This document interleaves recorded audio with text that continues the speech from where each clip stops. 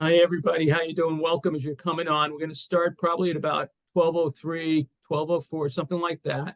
And basically, I have Phil Campbell's already with us on the screen and Mary Lou Maloney sitting next to me, and we will get it rolling. So stay tuned and for a couple of more minutes, and then we'll get started.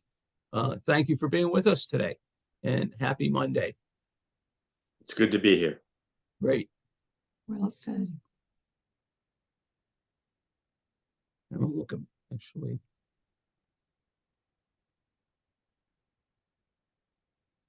Also, I might as well introduce, this is the first of two on the history series that we're having. And then finally on May 23rd, I keep using the wrong date, I've been told, we're having a panel as part of before our annual meeting in the afternoon. And that's going to include former Speaker of the House, Bob DeLeo, Great. and a sibling and a self-advocate. We might include a fourth person. We're trying to think through the time and how much time there is in that afternoon. So there's sort of three events, and obviously this one will be not only recorded, but it'll be posted, and we're expecting it. I'm talking with two people who have an unbelievable background. So, and since it just turned 12:03, I'm going to go ahead and introduce them, and I know others will be coming on as I do this. So our two panelists are Mary Lou Maloney and Philip Campbell. Mary Lou began working in the field in 1973. She actually established one of the first group homes in the state. She joined the Arc of Mass in 1974, so it didn't take you too long. And then by 1980, she had become the executive director of the Arc of Massachusetts. After a short stint in state government, and part of that was implementing Chapter 688, which is the Turning 22 law, right? And I remember us getting outreach from Elin Howe in her hat as New York State Commissioner, because Mike Dukakis was going to be speaking in New York, and she wanted some background on the Turning 22 law. So I didn't know her from Adam at that point, but we sent some material over. So then Mary Lou served as Vice President of Public Affairs at Villa Associates. She was our lobbyist during that time. She returned to the ARC to lead the Family to Family project. It's not all she did. She also helped at the State House at the same time, and that was really a huge project. And then I can't leave out that she and her husband, Bill Allen, also helped to found the Disability Policy Consortium. So, and now Philip Campbell, who led a provider organization for many years, several years. I said many years. I'm exaggerating, Phil.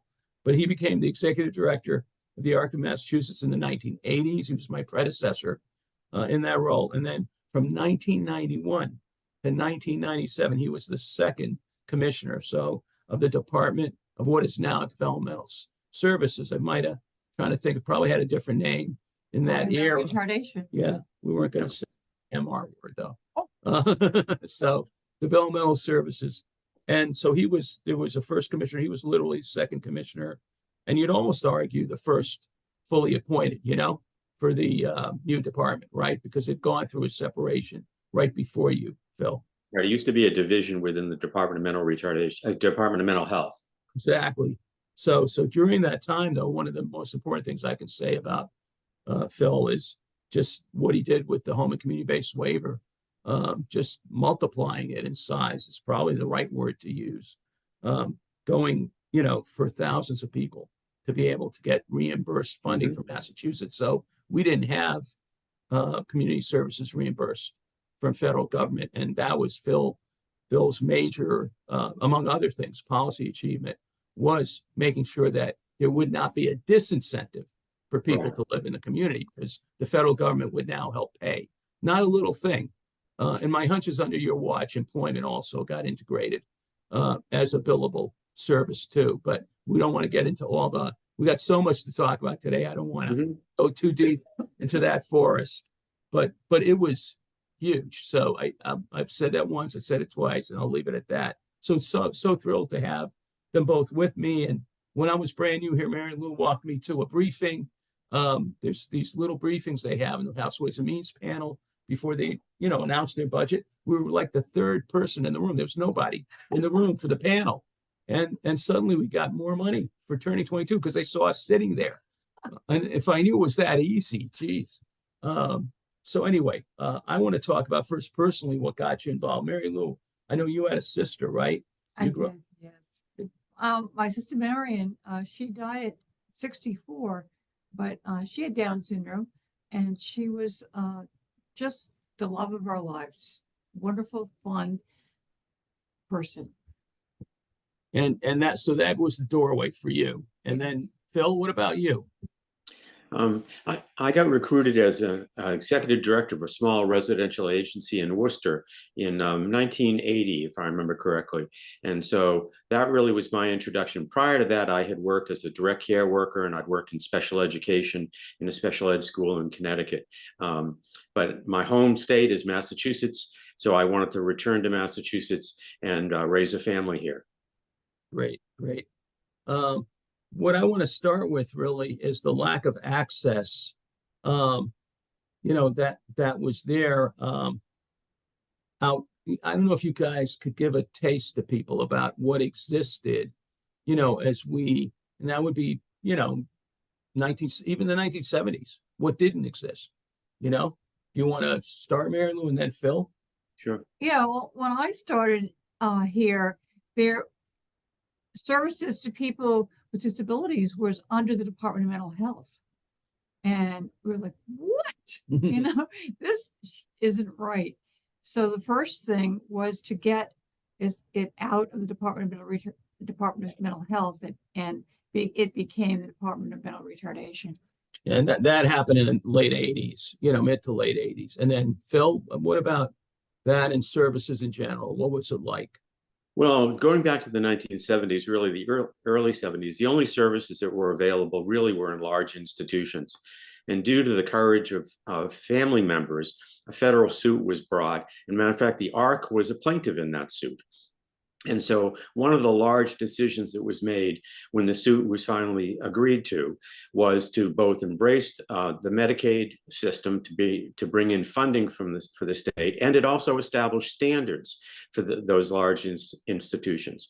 One of the other large decisions that was made early on was the class of people was about 6,500, but everybody agreed, both the pro-institution people and the pro-community people, that over half of the class members would be better served in the community. So that's really what led to the development of the community system. Yeah, so there's two parts, right? You're Yep. saying one was, fortunately being able to use a lawsuit that was really about the conditions of state institutions, right? Correct. But that wasn't the ARC's, ARC was thinking in a different way, right? Because if the ARC wasn't in that suit, easily the state school parent groups would have just gone for better, right? Bigger. Right, right. Do you remember some of that period when you were meeting? I guess you do. Before it went to court, or even while it was in court. Oh, it was amazing in the sense that no one talked to each other. It was like, the ARC wanted people to live in their own communities with their families, but nearby. And making that happen was a huge challenge. So, and I want to slowly go through what Phil so succinctly described, what you're doing, part of what you're doing too, because you have to remember when she says no one talked to each other, it was actually two separate groups, even with the state school parents groups. It's true. Right?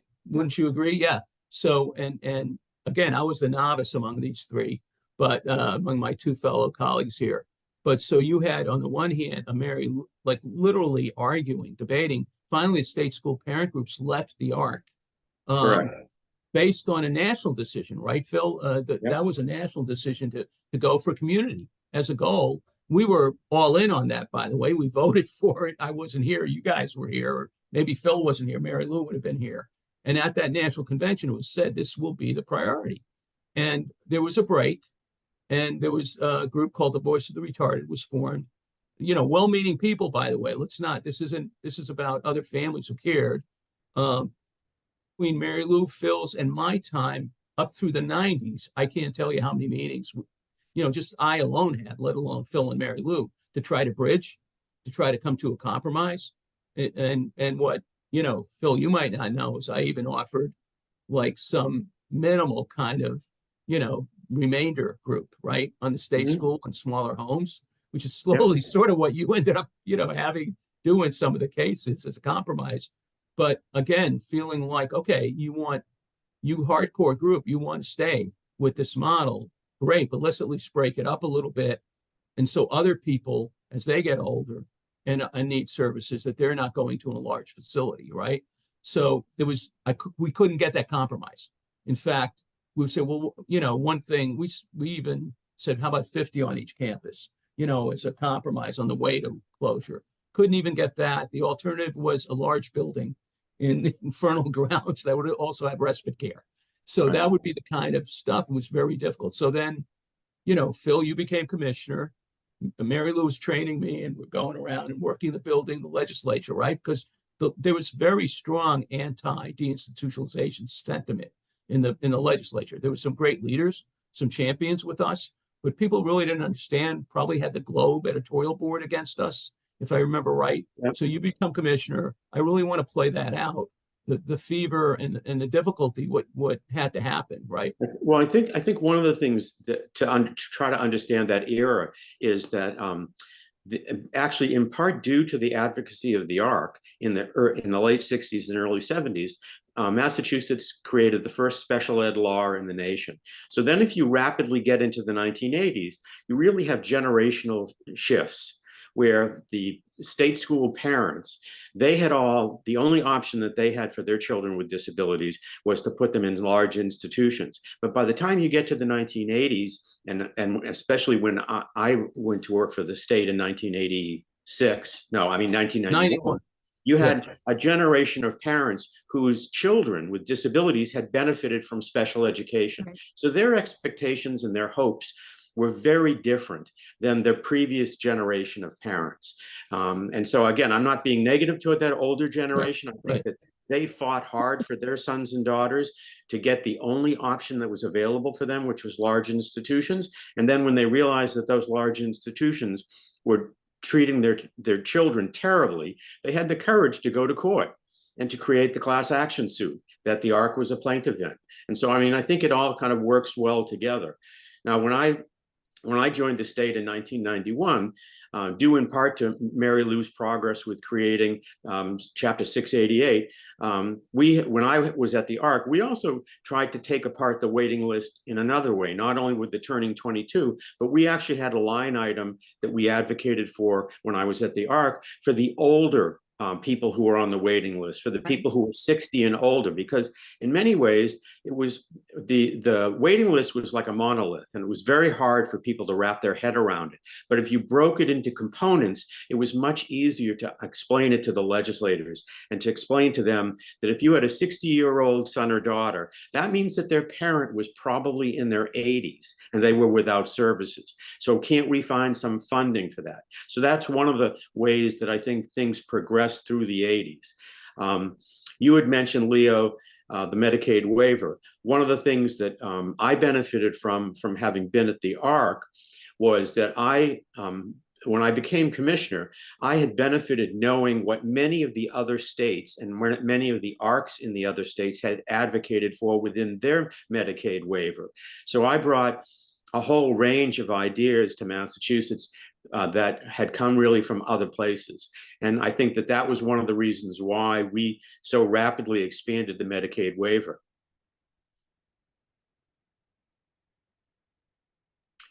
Matter of fact, by the time I left working for the state in 1997, Massachusetts had the 4th largest Medicaid waiver in the country. And considering that we're about the 12th or 13th largest state by population, that was pretty significant, and it gave us the ability to bring in more federal revenue to address the waiting list and to fund the turning 22 population, so that some of them were not just added to the waiting list. One of the things, you want to add anything to that, in terms of experiences with the parents? It was pretty hard fought, right? In terms of the lawsuit, you actually played a key role in helping end the lawsuit, Governor William Weld, right? Charlie Baker and William Weld, he supports in this. And It was and a very strange right. transition. One day in 1991, I represented a plaintiff organization, and on Monday I became the defendant in the same case, Yeah, and which is fairly unusual. right. But the insight that I had gained by working at the ARC meant that I knew that making the improvements in the institution was important for the people who were still living there, because we did not want to return to the horrendous conditions that existed in the 1960s and 70s. But I also knew that the benefit of the class action suit really needed to end, not end for the class members, but end as an active component of policies in Massachusetts. So I, as a plaintiff, had advocated for the waiting list and for getting people services. And as the defendant, I continued to advocate for those things, but I also advocated within the administration to end the class action suit. But I didn't want to end the benefits that it had brought to the class members. So the position I took was that we did not want the case to be dismissed. We wanted the consent decrees to be replaced by a final order, which would preserve the gains that had been argued for and hard fought for and won for the class members. And so that was my goal, and I think that that's what was accomplished by negotiating the final order. And at the same time, while that's going on, and it was hard fought, but it was very swift in some ways, to be honest with you, because you're looking at the resolution of that in '93. Right. But then trying to close the schools over time was very hard. It took a lot of work. One school was already closing. That was Belchertown. So Phil, as commissioner, got to be there at that closing. I was there. We and Mary Lou, yeah. Do you remember what was that like? That experience seeing? I remember I bought balloons into this meeting because it was so extraordinary that we closed Belchertown. It was like, yay. So the psychology, I guess you guys can't relate. Any of you that are relatively new to this, okay, there's no way to relate to her. You know what I mean? It was like, oh, it really happened.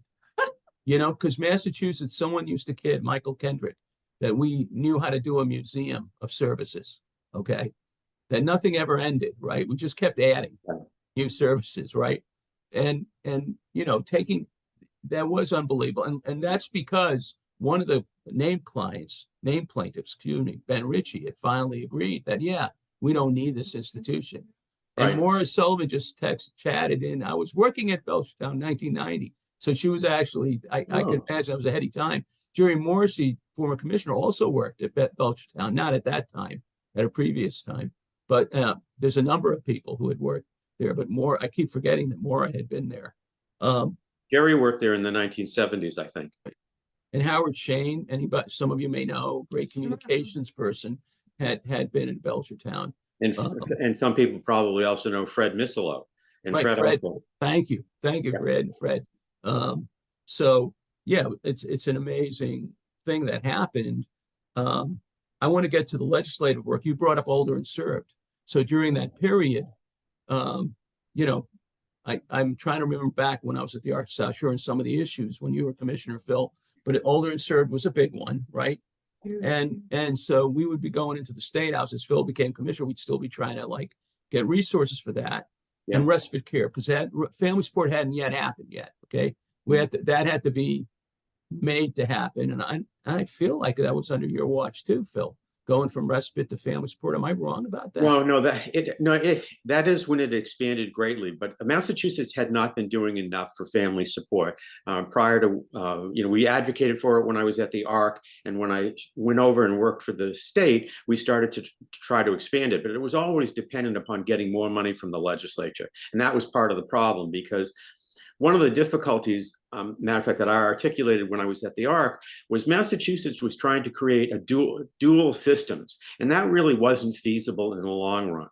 And when Weld was elected as governor, one of the first things that he did was he commissioned a study group to look at the use of large institutions, not limited to people with developmental disabilities. That study group looked and ended up recommending that one public health hospital close, that two mental health institutions close, and along with the continuing the shutdown of the Belchertown State School, there was also the recommendation to close 3 other locations that serve people with developmental disabilities.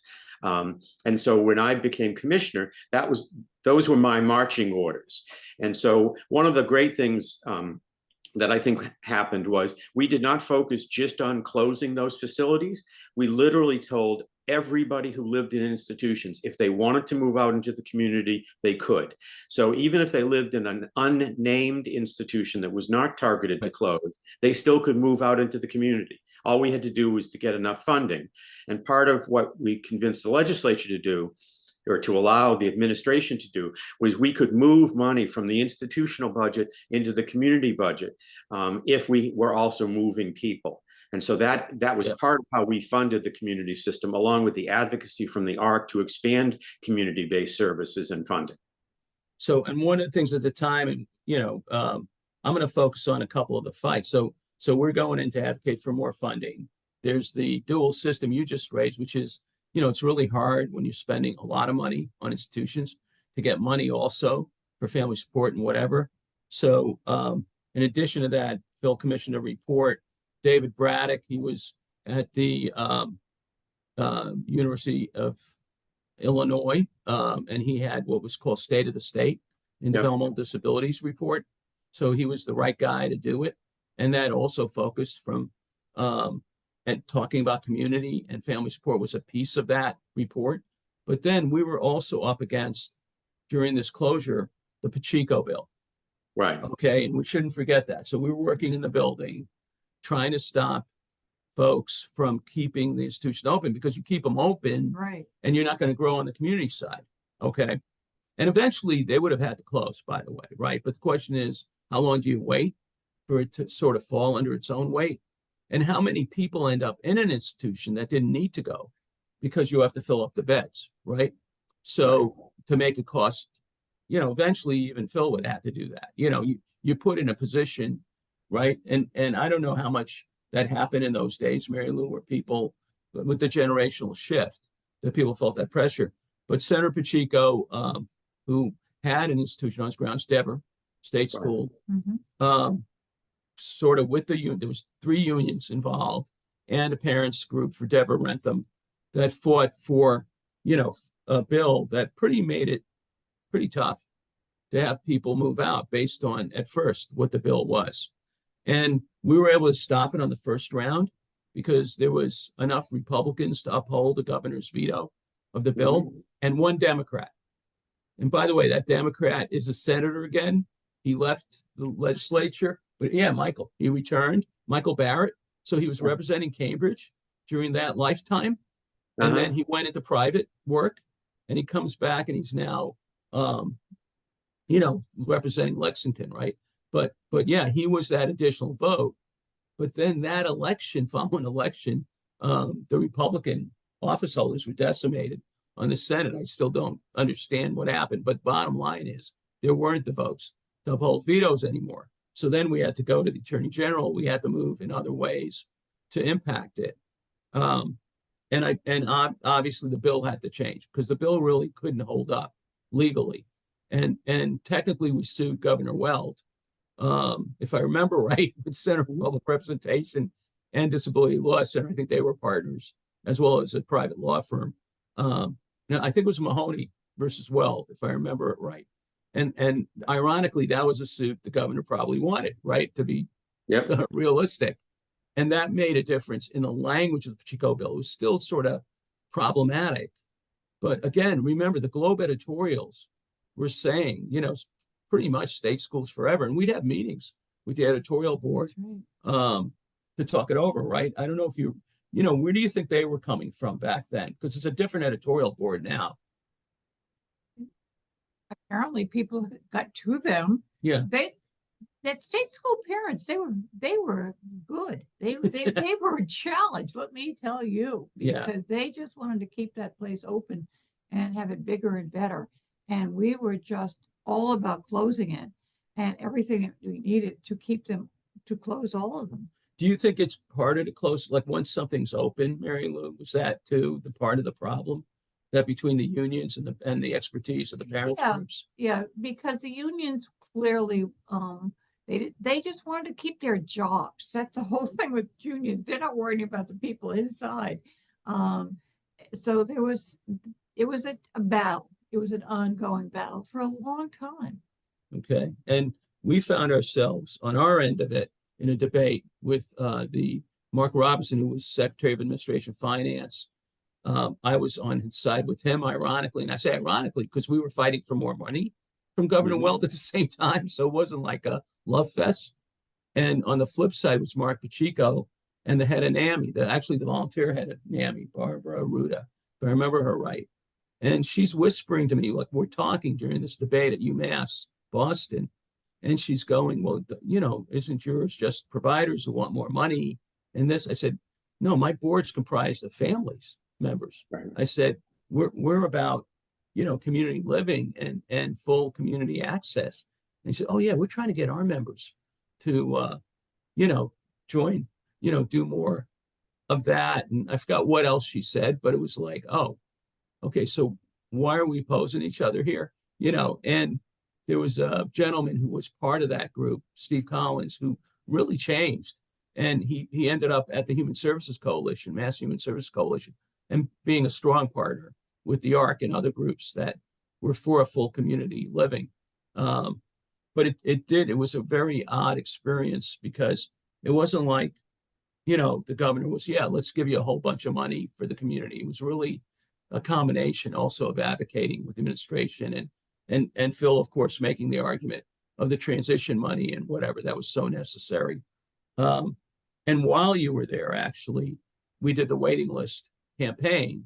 Yep. Mary Lou, you had a big hearing you helped pull together at the waiting list, and Marion Allard was still alive and chair, but she was staff to the Governor's Commission. You had set up a Governor's Commission on ID. I'll call it a different name than it was, on intellectual disabilities, part of the final decree, instead of what had existed before. And they decided they'll do the first session on the waiting list for service, their very first public session. And Mary Lou worked with them hand in hand, and with Marty Krause, who's also passed away. She was at Brandeis at what became the Lurie Center, but it was the Star Center. It was the Star Center. Yep. And you worked closely with Marty, and you worked closely to get people to come and testify about how they were waiting for services. Well, yeah, I was the director of Family to Family, and it was just such a wonderful experience because we were dealing with three different things. We were dealing with parents. We were dealing there were 7 different services, Support centers. ARCs, Yeah. or support centers, I should say. And then there were the families, and then there was the ARCs. It was a tremendous effort to deal with, so many people just wanted their child to live a good life. That's all they were asking. And it was a tough one, let me tell you. I mean, when Phil took over, maybe there was 2,000 community beds tops. Phil, am I making that up? No, I think you're about right. I think that was probably, and during the time that I worked for the department, we moved about 2,000 people out of the institutions, and then also had somewhere around 300 or 400 people turning 22 every single year. Yep. So it was a period of great expansion, which was funded by the Medicaid waiver and by the efforts of the ARC to advocate for more money for the waiting list people. 50 cents on a dollar. If you hadn't done the waiver, we wouldn't have 50 Yes. cents on that. And we used that in those early years. But the family to family thing, I mean, if you have to appreciate, again, people that were older, that were waiting, and there still are people older that are waiting. And of course, we're in a different, this post-COVID thing's out of control. It's almost reminiscent of those days, to be honest. And Mary Lou oversaw that. That hearing got into 40 states, the news articles. And I remember at that point, I can't remember if you were still commissioner at that point. It might have been Jerry Morrissey, but I know that they were like, oh God, this is all over the nation. We got to do something about it. You, Well, you when you must have filed been, the suit, that was when you filed the suit that became the waiting list suit, the Boulay case, that was after I left the department. but maybe for that hearing, you were still commissioner and you Well, had Jerry one of Morrissey. the things that I had done to try to provide information to people, because if without information, it's hard to make good arguments, other than just the emotional argument, which is very powerful, but for some people, it's not as persuasive as having facts. So I actually commissioned an internal report to be done and then published on how to solve the waiting list problem. And so that was one of the things that had come out in either 96 or 97. And I think it was something that you probably, Leo, used in the suit. Right. So two things on that. First place, it got us our first dollars for the waiting list, right? And I think we were part of the task force you had set up. Yeah. Now it's coming back to me, the full story. And it is written down somewhere, folks, but we wanted to make this authentic and live, so both for you today and for the recording. But so that was released.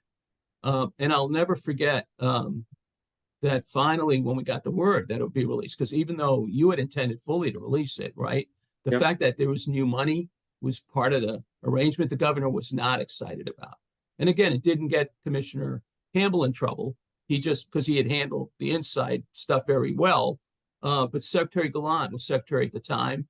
Yeah. And I remember the call from either him or John Ford. It was assistant secretary who you would have known very well because of the Worcester guy. Remember John Ford, a first class guy, saying Yeah. it's done. There's going to be, but the governor did not come to the press release for your report because he wasn't happy about the money, but he wasn't mad at you either. And it was one of those things of great collaboration without even, it's not even background talking, right? It was just doing the right thing on everybody's part. And Phil Campbell as commissioner, knowing that he had to have something reporting on this. And as I mentioned before, the waiting list in of itself was such a monolith. It's very hard to understand it unless you can take it apart, both make it, like the older group or the Turning 22 group, but also to regionally take it apart. So how many people in each representative's district was on the waiting list, because we actually broke that down in something that was called the Zip Code Project, where I provided to every senator and every state representative a list of how many people were being served in their district and how many people were on the waiting list in their district, because that meant that families could then go to their state rep or senator and say, look, we know that representative or senator, that there are 75 people in your district that are on the waiting list. What are you going to do about that? I want to add something to your point about data. First place, that report was the first time they clarified. And it was almost like, it's a great example of like something so obvious, but you have to put it in writing, that there was two populations. There was the Turning 22 and there was the older and served. And I remember seeing it in writing. So, well, yeah, of course, right? Like stupid Leo, not really thinking, but how many people don't know that? And how many people in the government don't know that, right? Yep. So, and so that was, it was a lot more than that in the report. There was numbers in the report. But I would argue too, though, the emotion then is important on top of that, because we have to get momentum to make change happen. Right. So it's a combination. You have to have, if you don't have the data, people might not take you seriously or not go far enough in how they support you. But if you have the data and the stories and the emotion, you have one in combination, and you have your champions too, right? And people working together. I want to, before we go to questions, I just want to add the comments on Roland. Phil and Mary Lou, you had worked with Steve Schwartz and Kathy Costanza at the Center for Public Representation. And we had great relations with Disability Law Center for years. Their staff would be at our GA meetings. And really the Roland suit, came. It was really, you guys already done something around Northampton for the people with intellectual disabilities living in the Northampton hospital. But this was something around the same time as the waiting list. And our board would not vote on the Roland action to be plaintiffs unless we also voted to do something about the waiting list simultaneously. So that was a very interesting board meeting. But Center for Public Representation, I think, cooperation with Disability Law and Foley Hoag, if I remember, was a private firm. They went ahead. There was 3,000 people living in nursing homes. Right. For 65. Right. And so that became a second waiting list suit simultaneous. And I think it was on an earlier trajectory by chance than the waiting list suit. And of course, we did depend, as you said, Phil, on your report, as well as Marty Krause. We had a Kennedy Foundation grant to implement stuff. And Matter of fact, you may or may not know this, but Steve Schwartz had contacted me, and I was now a private citizen, to see whether or not I would testify in the Rowland case. And so he and I met a number of times and prepared testimony, but the state prevented me from becoming a witness on behalf of the plaintiffs in that case, which I was very frustrated by, but they did it anyway. It makes sense, though. Why would they want to, former commissioner speaking against them, right? But that ended up, being two different actions in a 7-year period. And we're proud to be part of that. We're probably more involved in the first action. And that was when you take the 2,400 from the Boulay and you take the over 2,000 from Rowland, probably even more than 2,400. But when you add up the two, it's something in terms of community living. And here we are today, we're worried about the workforce, right? And we're worried about so many other things that, unintended consequences, but also just realizing it's night and day, from what it was at that time. So I think this is probably a good time to let people ask some questions.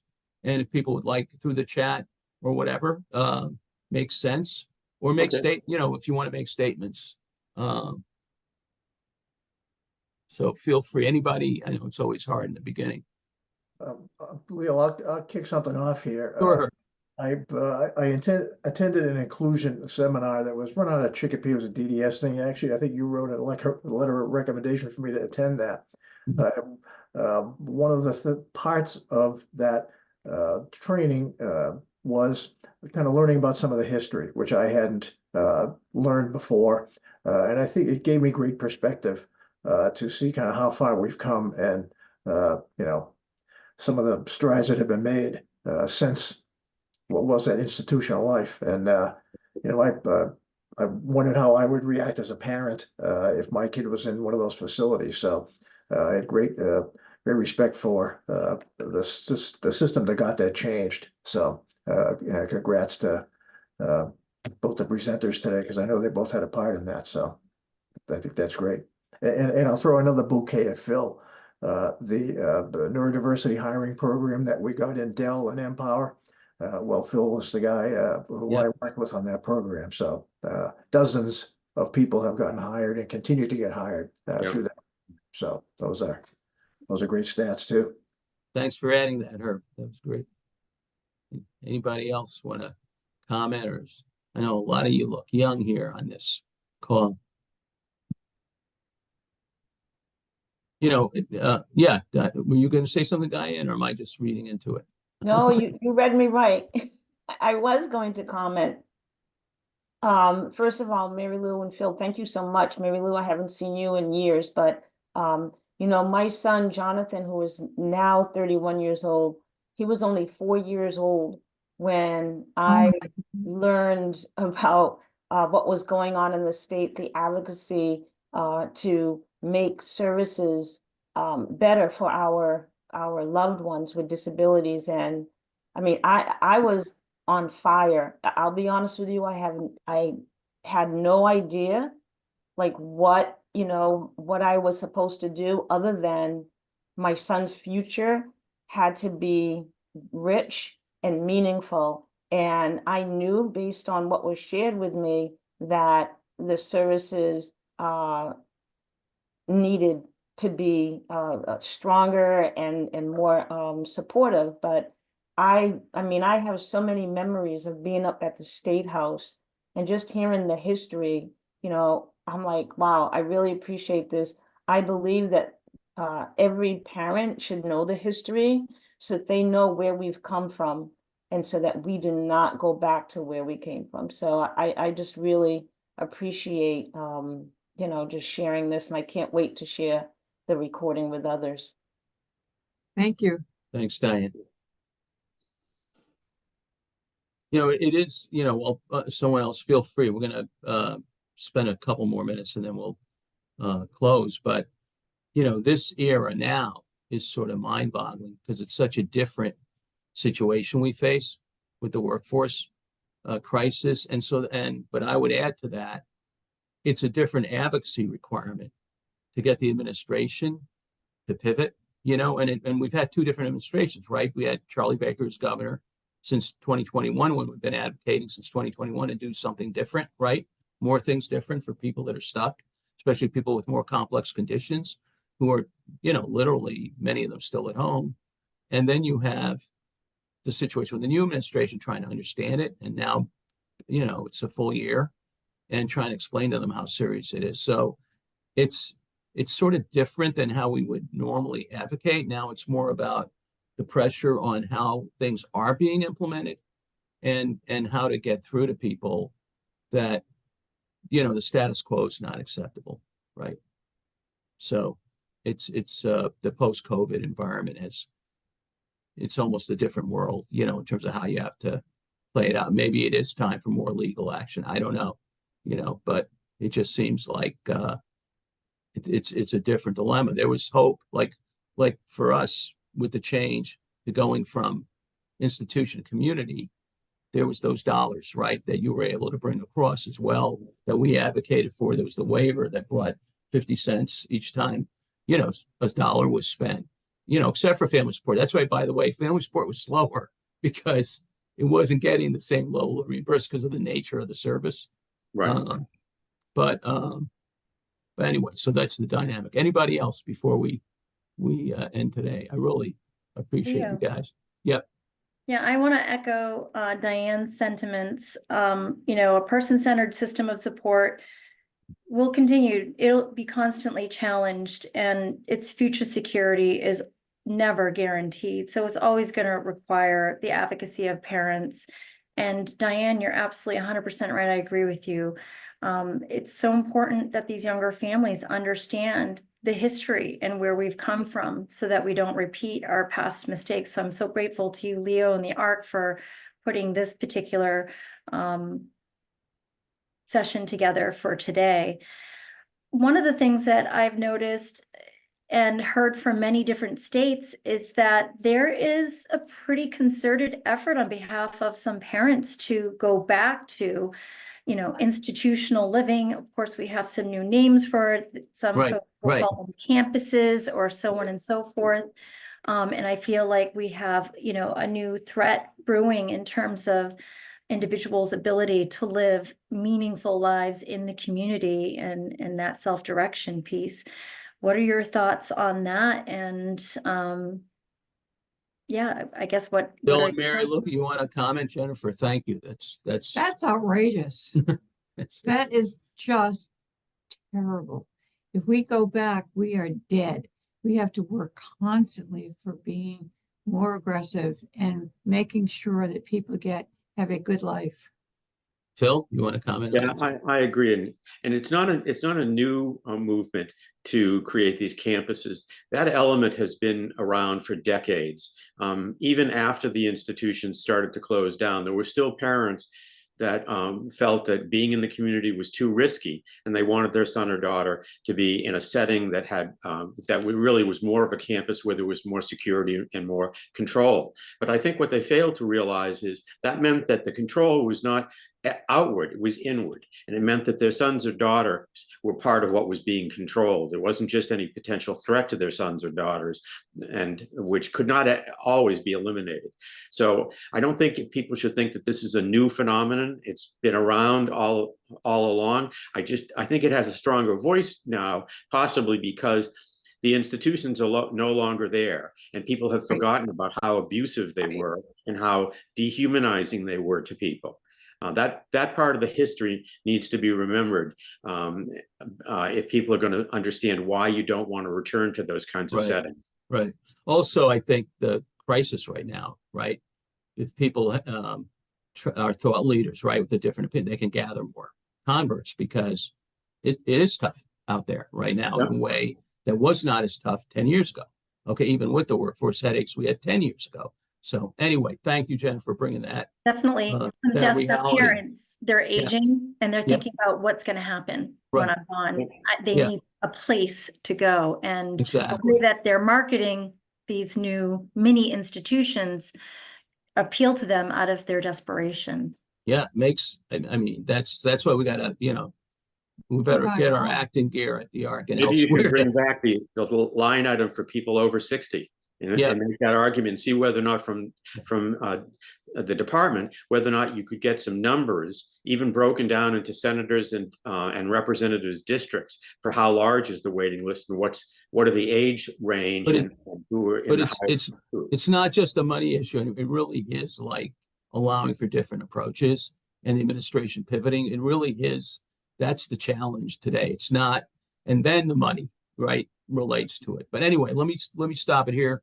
We're going to put this online. This has been a great discussion. We're going to have, I don't have the date in front of me. Stupid Leo didn't write down the date, but it's coming up with Cindy Haddad at Sibling and Joanne Simons of Northeast talking about Belmont family support and services like that Yeah. around the history. So we're looking forward to that session.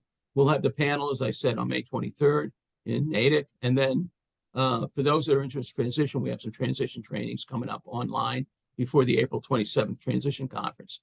And then one last, just thank you for being part of this. Yes. And Well, thank you for Mary hosting. Lou, it, Leo. Oh, and looking Thank you. forward for more people to learn and hear about the history. Thank you, everybody. All Have right. a great rest of the week. Thank you. Bye-bye. thank you. Bye, y'all. And it's April 4th. Catherine put it up. Take care.